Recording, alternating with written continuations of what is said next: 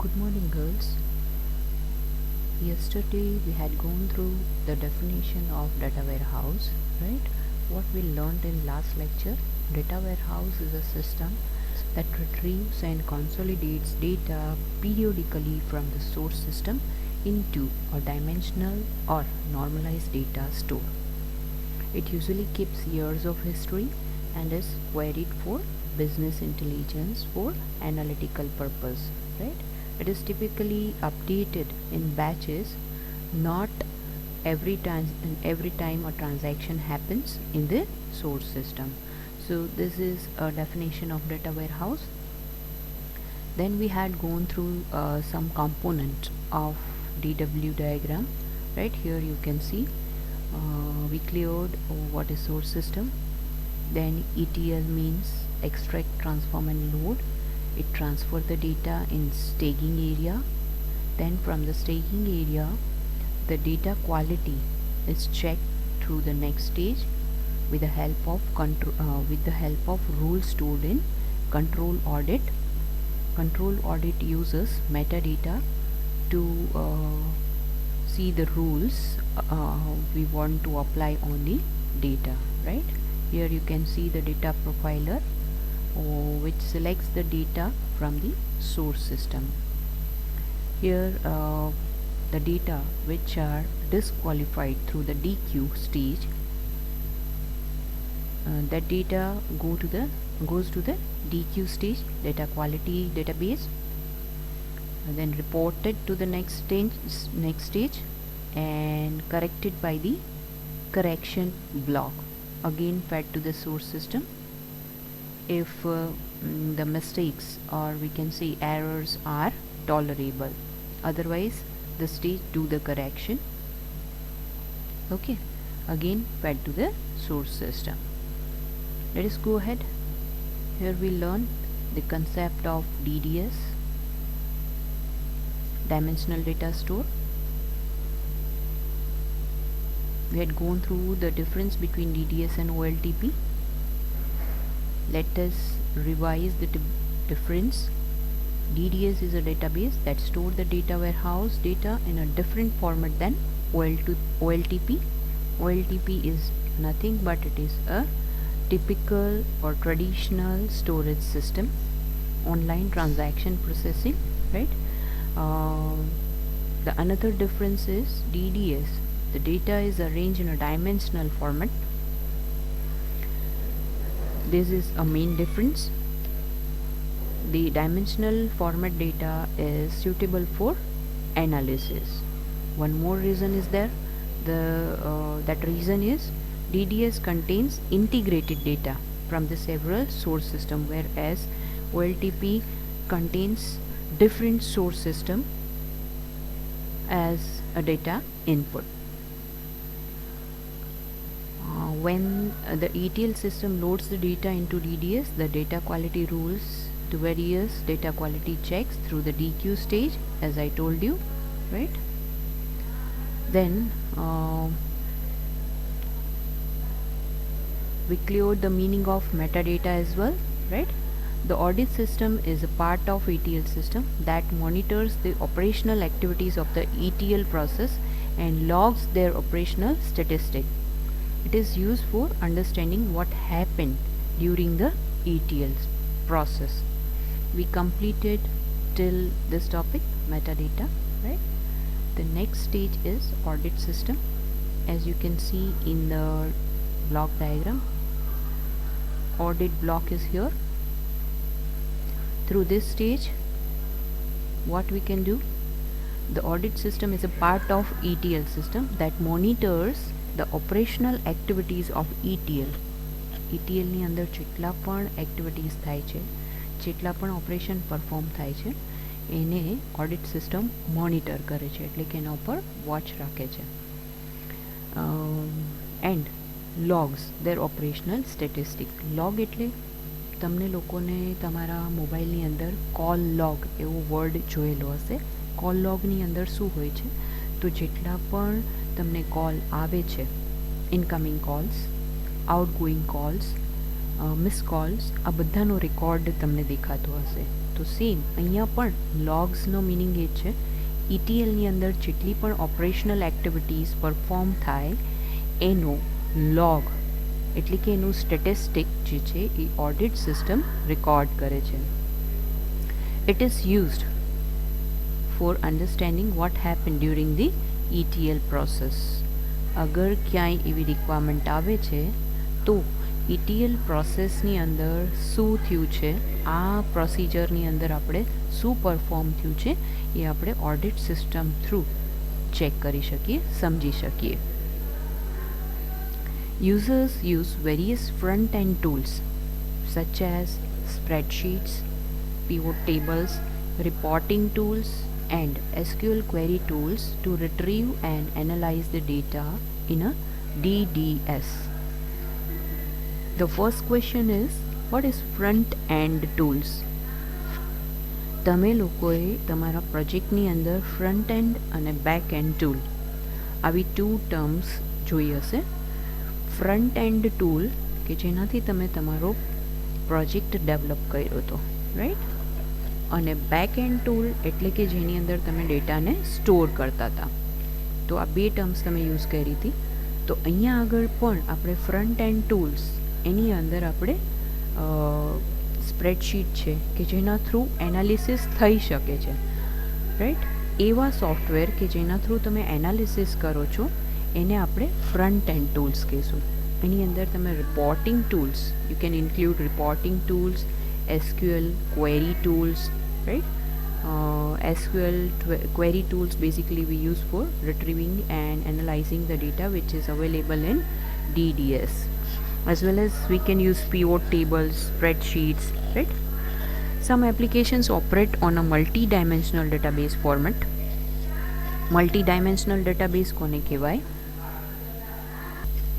Multi-dimensional database format, અત્યાર સુધી આપણે જે ડેટાબેઝના ફોર્મેટ જોઈએ છીએ એ 2 ડાયમેન્શનલ હોય છે, 2D. તમને લોકોને એરેમાં ખ્યાલ છે કે જે આપણે સામે ટેબલ ફોર્મેટમાં જોઈ શકીએ. But if the table has 3 axis X, Y and Z એટલે કે ડેપ્થ પણ હોય તો એને આપણે મલ્ટી-ડાયમેન્શનલ ડેટાબેઝ ફોર્મેટ કહી શકીએ. Let me show you one diagram here. See, અહીંયા આપણી પાસે એક વર્ટિકલ એક્સિસ છે, એક હોરિઝોન્ટલ એક્સિસ છે, એઝ વેલ એઝ ડેપ્થ છે. Store is a depth. એક cube, you can assume the cube as a multi dimensional table, right, કે જેની 3 ડિરેક્શન્સ હોય. So the data in the DDS is loaded into multi-dimensional database, MDB. The full form is multi-dimensional database. Not કરી લ્યો. Yes, let us repeat the term. Users use various front-end tools such as spreadsheets, pivot tables, reporting tools, and SQL query tools to retrieve and analyze the data in a DDS. Some applications operate on a multi-dimensional database format. આપણે જે હમણાં discuss કર્યું કે કોઈ application એવી હોય કે જે મલ્ટી ડાયમેન્શનલ ડેટાબેઝ ફોર્મેટ પર પણ પોતાનું ઓપરેશન છે એ પરફોર્મ કરતી હોય છે. For these applications, the data in the DDS is loaded into multi-dimensional database, which are also known as cubes. મેં હમણાં જ તમને વાત કરી કે ક્યુબ એટલે મલ્ટી-ડાયમેન્શનલ ડેટાબેઝ કહી શકીએ, right, MDB. A multi-dimensional database is a form of database where the data is stored in cells and the position of each cell is defined by a number of variables called dimension. Each cell represents a business event and the value of the dimension show when and where this event happened. તમે જો અહીંયા આગળ table છે, જે ક્યુબની વાત કરીએ છીએ, table નહીં, ટેબલ 2 ડાયમેન્શનલ હોય, જ્યારે કે ક્યુબ છે એ 3 ડાયમેન્શનલ હોય. એની અંદર 3 સાઇડ્સ હશે. એક જે એક્સિસ છે એ ઇવેન્ટ બતાવતું હશે, બીજી જે એક્સિસ છે એ શું બતાવતું હશે, તો value of the dimensions show when, ક્યાં, અને વેર એટલે ક્યારે. વેન એટલે ક્યાં અને ક્યારે. ફોર એક્ઝામ્પલ, આપણે કોઈ એક પ્રોડક્ટનું સેલિંગ જોઈએ, લાઈક હું એમ કહું umbrella and raincoat. Umbrella and raincoat, these are two products. Okay, umbrella and raincoat, these are two products. આપણે ઇવેન્ટની જગ્યાએ પ્રોડક્ટ લઈ લઈએ છીએ. તો વેન એન્ડ વેર, કયા એરિયામાં કેટલી વેચાણી. ફોર એક્ઝામ્પલ, ગુજરાત એટલે વેર અને વેન એટલે કે આપણે જાન્યુઆરી, ફેબ્રુઆરી, માર્ચ, એપ્રિલ મંથ અથવા તો યરમાં એક્સપ્રેસ કરી શકીએ, રાઈટ. ધારો કે હું અહીંયા એમ કહું છું કે umbrella and raincoat, these two products are, we will place these two products on this axis, horizontal axis, right. પછી આપણે યર કહીએ કે ભાઈ 2015માં કેટલું સેલિંગ હતું, ક્યારે ક્યાં હતું, તો આપણે ત્રીજા એક્સિસ ઉપર શું બતાવશું. ઓકે, તો એની અંદર આપણે સ્ટેટ બતાવીએ. ફોર એક્ઝામ્પલ, ગુજરાત છે, મહારાષ્ટ્ર છે, રાજસ્થાન છે. તો આપણે ત્રણ એક્સિસની જરૂરત પડશે. તમે આ એક્ઝામ્પલને પર્ટિક્યુલર રાજકોટ માટે લઈ શકો. તો રાજકોટમાં વેન અને વેર આવશે, વેન અને વેર આવશે, તો વેરમાં આપણે રાજકોટના એરિયા નાખી શકીએ. વેન તો જાન્યુઆરી, ફેબ્રુઆરી, માર્ચ, એપ્રિલ તમે મંથ નાખી શકો, રાઈટ. અને ત્રીજો જે ડાયમેન્શન છે એની ઉપર તમે પ્રોડક્ટનું નામ નાખી શકો. અત્યારે વિન્ટર સિઝન છે તો વિન્ટર રિલેટેડ કોઈ પ્રોડક્ટ તમે લઈ શકો, લાઈક ગ્લોવ્સ છે, જેકેટ છે, વુલન કેપ્સ છે, એને તમે એક એક્સિસ ઉપર લીધી. વેર તો તમે એના એરિયાઝ મેન્શન કરો, લાઈક આપણે લઈએ યાજ્ઞિક રોડ છે, ધર્મેન્દ્ર રોડ છે, પછી કાલાવાડ રોડ છે, રૈયા રોડ છે. તો આ વેર થઈ ગયું. વેન તો તમે નાખો August, September, October, November, December 2020. આ જે મંથ્સ છે એમાં પર્ટિક્યુલર રૈયા રોડ પર કેટલી પ્રોડક્ટ સેલ થઈ, તો તમે આ ત્રણેય ડિટેલ જે છે એ ક્યુબની અંદરથી મેળવી શકશો, right. Here in the figure you can see the one example. It shows a cube with 3 dimensions or axes: time, store and customer. Each cell represents an event where a customer is buying something from a store at a particular time. This cube is an example of a multi-dimensional database, as I explained you through the local example, right. અહીંયા પણ એ જ વસ્તુ છે, time, store અને customer. Tools such as analytics applications, data mining, scorecards, dashboards, multi-dimensional reporting tool and other BI એટલે business intelligence tools can retrieve data interactively from multi-dimensional databases.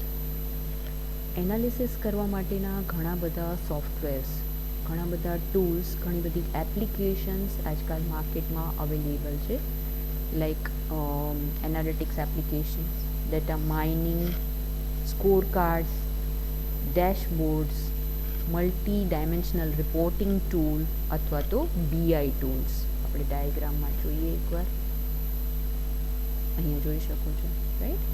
બે ટાઈપના આપણે અહીંયા એનાલિસિસ કરવા માટેના ટૂલ્સ મળે છે. એક આજે આપણે ડિસ્કસ કર્યું સ્પ્રેડશીટ, પીઓર ટેબલ્સ, ક્વેરીઝ, રિપોર્ટ્સ. બીજું MDBની અંદરથી જે એનાલિસિસ થાય છે એના માટેના જે ટૂલ્સ છે, analytics, data mining, dashboards, score cards, again reports are common for both types and other BI apps, business intelligence related apps જે છે એ પણ વર્ક કરે છે, right. It can retrieve data interactively from multi-dimensional database. એટલે કે અહીંયા આપણે અલગ અલગ ટાઈપની ક્વેરી પરફોર્મ કરી શકીએ છીએ. જેવી રીતે ઓરેકલની અંદર આપણે અલગ અલગ ટાઈપની ક્વેરીઝ પરફોર્મ કરતા હતા, અહીંયા પણ અલગ અલગ ટાઈપની ક્વેરી છે એ આપણે પરફોર્મ કરી શકીએ છીએ. They retrieve the data to produce various features and results on the front-end screens that enable the user to get a deeper understanding about their business.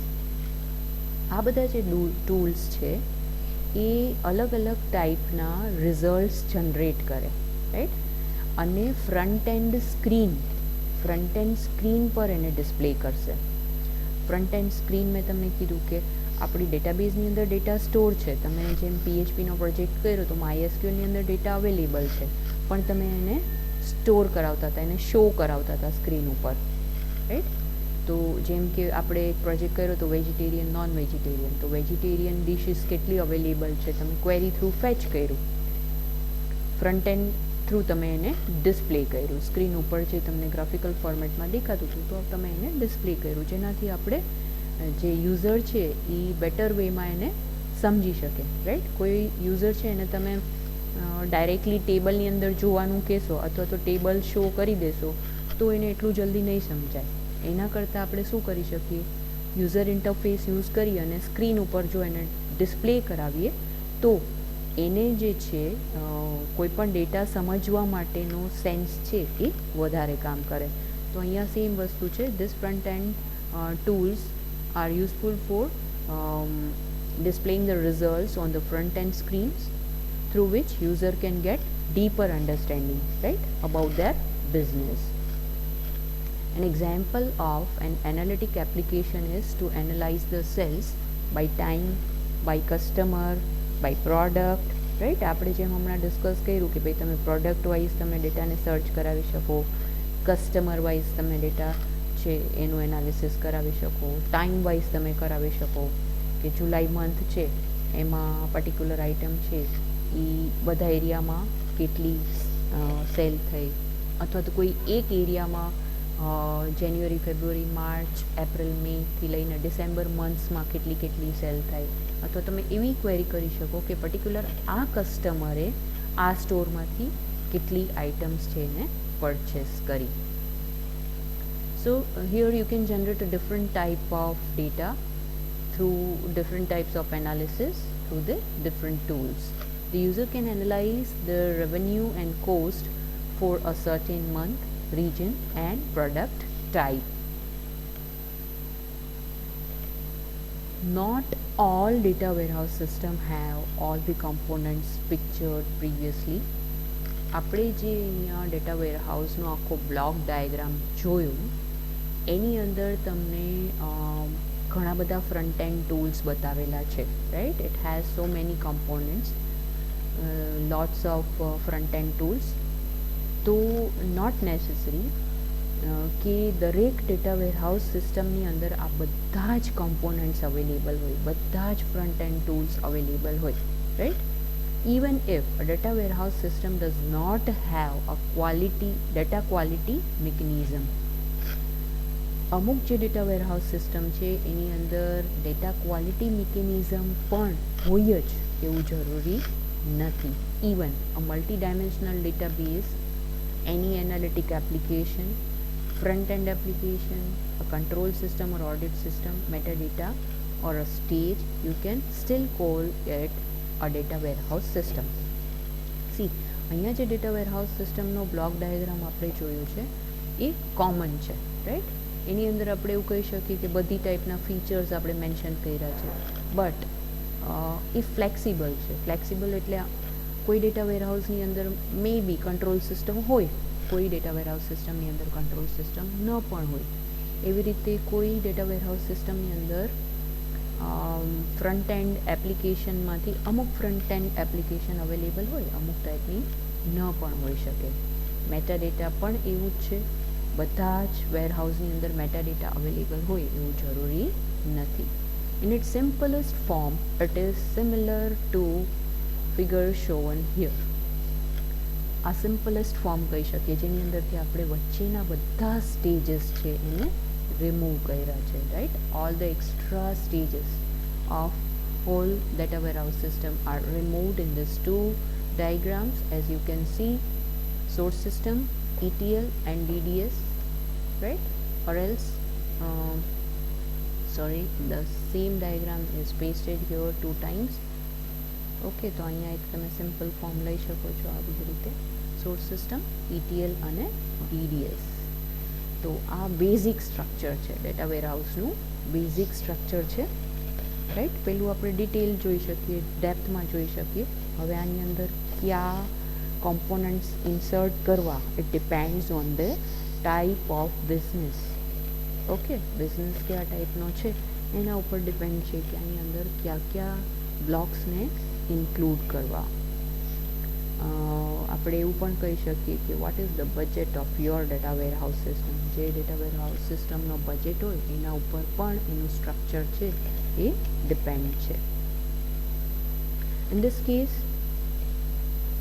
એટલે કે આ જે પિક્ચર અહીંયા બતાવ્યું છે, in this case the data warehouse system contains only an ETL system and a dimensional data store, DDS. The source system is not a part of the data warehouse system. Okay, આપણે એવું કહી શકીએ કે data warehouse જે system છે source system એનો part નથી.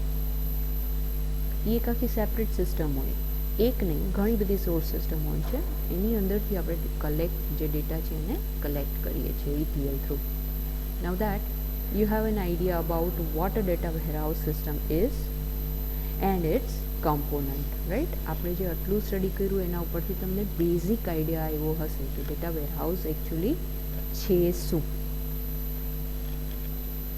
હું બહુ બ્રીફ કહી દઉં. ડેટા વેરહાઉસ એટલે આજકાલની બધી જ સિસ્ટમ છે એ ઓનલાઈન સિસ્ટમ થઈ ગઈ છે, રાઈટ? ઇવન આપણે જે શોપિંગ કરીએ છીએ એ પણ ઓનલાઈન કરીએ છીએ. તો એવા ઘણા બધા કસ્ટમર્સ ઓનલાઈન શોપિંગ કરતા હશે કે જેની બધી જ ડિટેલ છે એ આપણા સર્વરમાં ક્યાંક સ્ટોર હોય. હવે એના ઉપરથી કોઈ પર્ટિક્યુલર પ્રોડક્ટનું જો એનાલિસિસ કરવું હોય, માર્કેટમાં એનું સેલિંગ કેટલું છે, તમે જોતા જ હશો એમેઝોનમાં તમે કોઈ વસ્તુ પરચેસ કરો તો એની સિમિલર પ્રોડક્ટ તમને નીચે દેખાડે છે.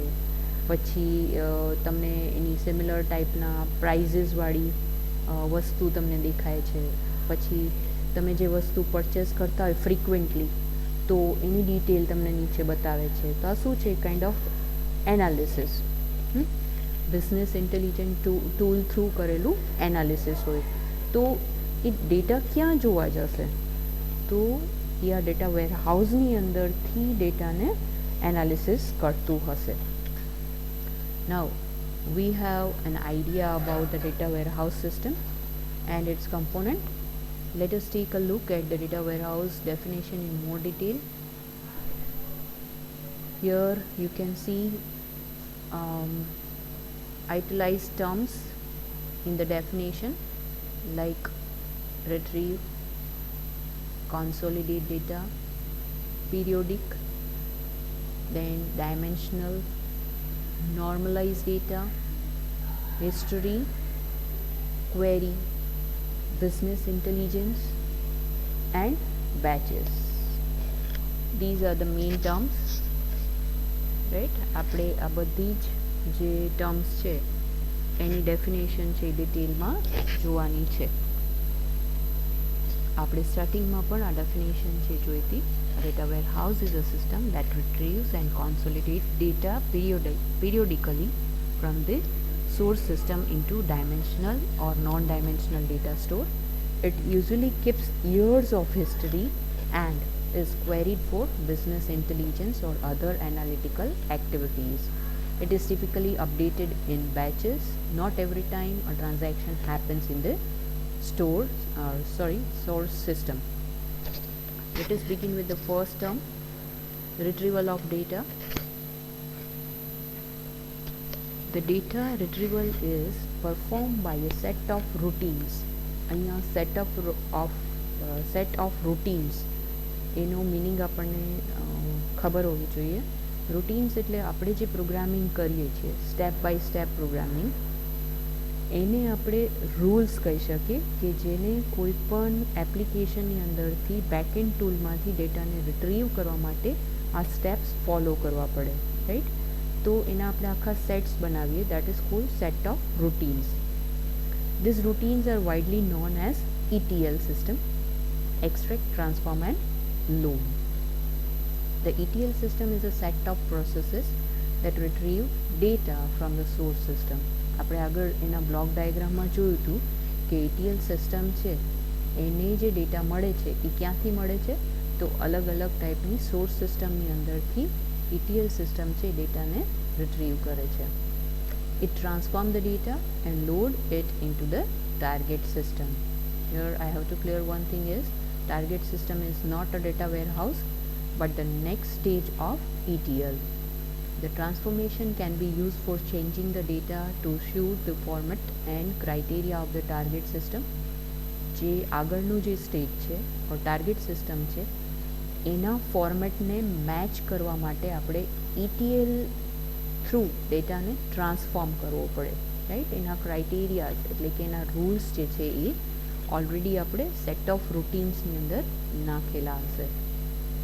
For deriving the new values to be loaded to the target system or for validating the data from the source system. ETL systems are not only used to load data into the data warehouse, they are widely used for any kind of data movement. અહીંયા ETLનું main task જે છે એ ખાલી ને ખાલી source સિસ્ટમની અંદરથી ડેટાને collect કરી અને ડેટા વેરહાઉસની અંદર લોડ કરવાનું આટલું લિમિટેડ નથી, બટ એને આપણે ઘણા પર્પઝ માટે યુઝ કરીએ છીએ. એક તમને અહીંયા બતાવેલું છે કે we can change the format according to the criteria given in your target system, right. I equals to હોઈ શકે and widely they are used for data movements, એટલે કે આપણે એને એક સ્ટેજમાંથી બીજા સ્ટેજમાં મોકલવા માટે ETL સિસ્ટમનો યુઝ કરીએ છીએ. Most ETL systems also have mechanism to clean the data from the source system before putting it into the warehouse. Source સિસ્ટમની અંદર જે ડેટા હોય એને રો ડેટા કહેવાય.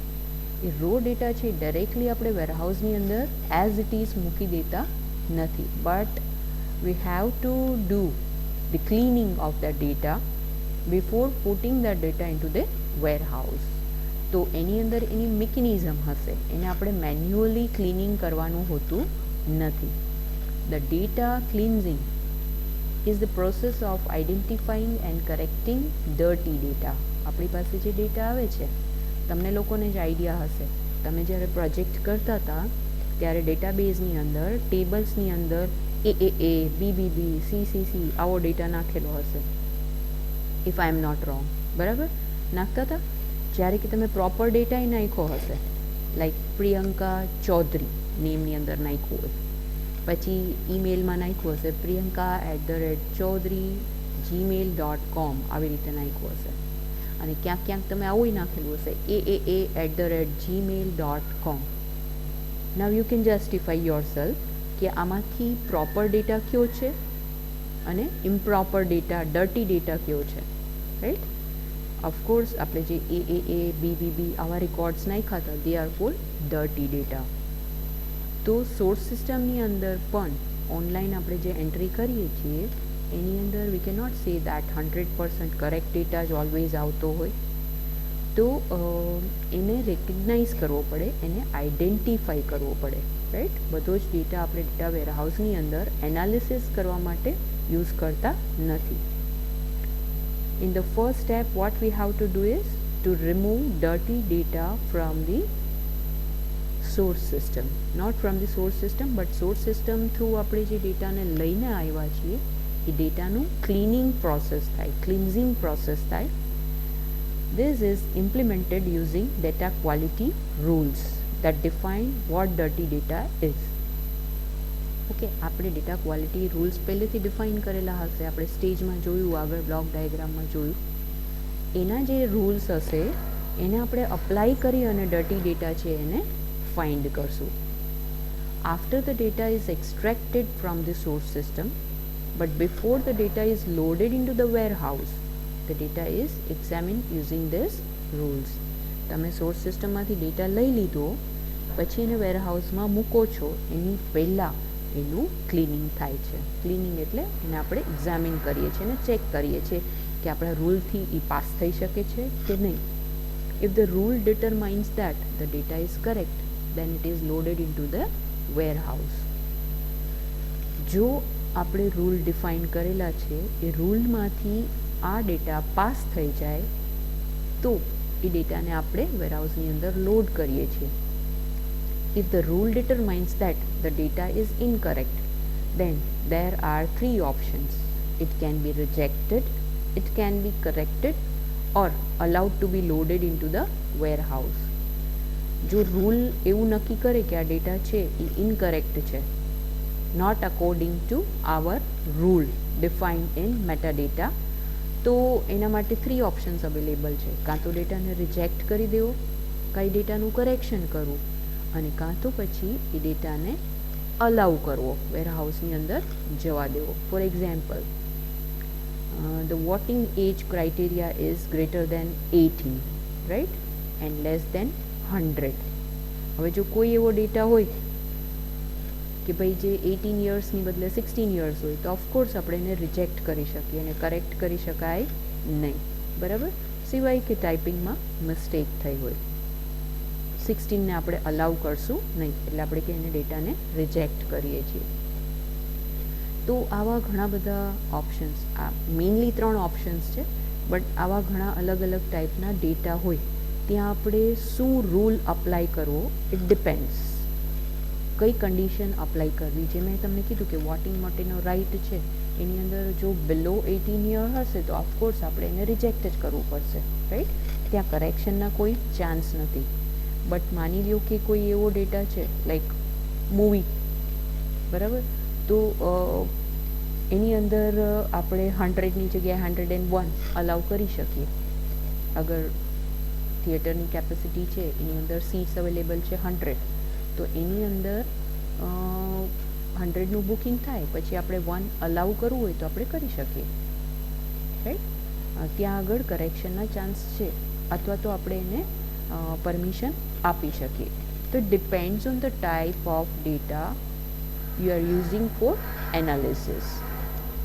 Which action is appropriate for a particular piece of data depends on the situation, the risk level, and the rule type, error warning, and so on.